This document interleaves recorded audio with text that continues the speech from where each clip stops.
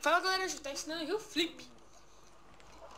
A minha base do heel flip, eu ponho o meu dedo dianteiro no nose, no cantinho do nose, e o meu dedo que fica na frente, que é o dedo do meio, no canto também.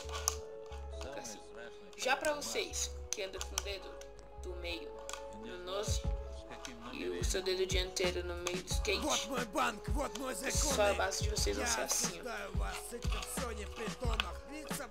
Dedo do meio aqui, dianteiro aqui. O esquema do heel flip é bater no cantinho e jogar sua mão pra frente. Ó, vou tentar aqui. Заходим в банк ваш, пол ваша ебала на 3 тонна.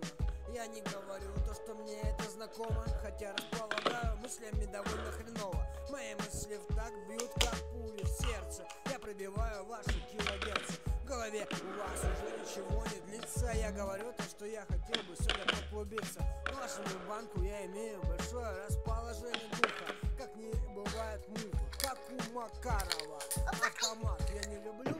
Isso, galera, muito obrigado por assistir meu vídeo. O link dos últimos vídeos tá aqui abaixo, o varial e o olho. Por favor, se inscreva no canal e dá aquele joinha. E valeu!